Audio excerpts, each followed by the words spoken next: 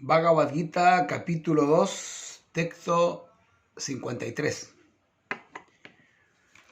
Cuando tu mente ya no se perturba por el florido lenguaje de los Vedas y cuando permanezca fija en un trance de la autorrealización, habrás llegado entonces a la conciencia divina. Parte del significado, dice de Srila Prabhupada: decir que uno se halla en estado de samadhi es decir que uno ha llegado a un estado de plena conciencia.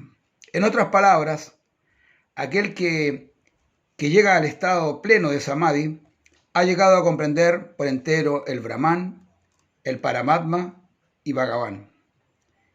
La máxima perfección de la autorrealización consiste en entender que uno es eternamente un sirviente.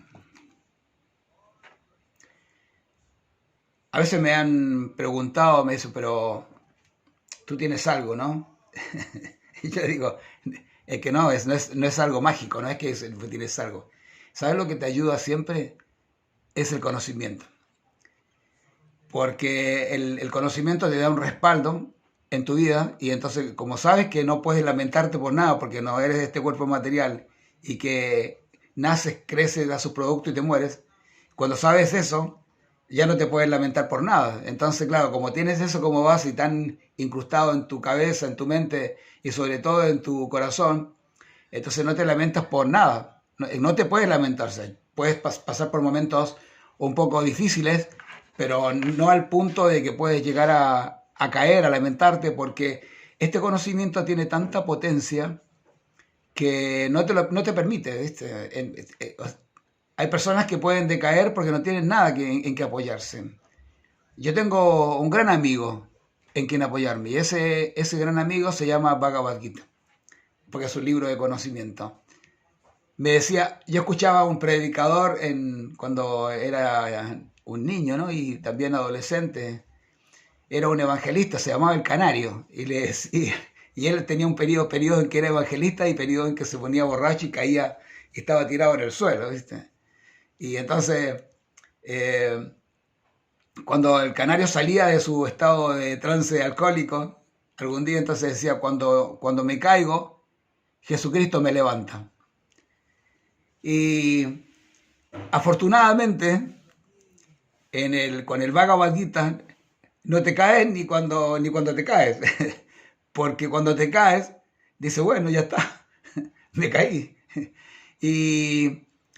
Y como el conocimiento del Bhagavad Gita dice, donde dejas, continúas, porque no hay pérdida en el avance espiritual, entonces siempre estás en el mismo nivel. O sea, te puedes caer en el sentido de que te olvidas, te cubre la naturaleza material, maya, te cubre, y te olvidas del conocimiento.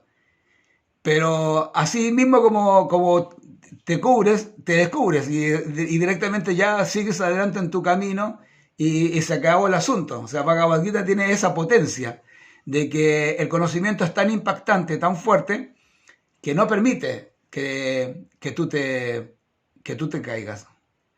Aún en los peores momentos siempre hay un aliento, una palabra de aliento del Bhagavad Gita que resuena en tu mente, que no permite que te caigas. Por eso que quizás estos 3 minutos son algo simple para ti, para mí.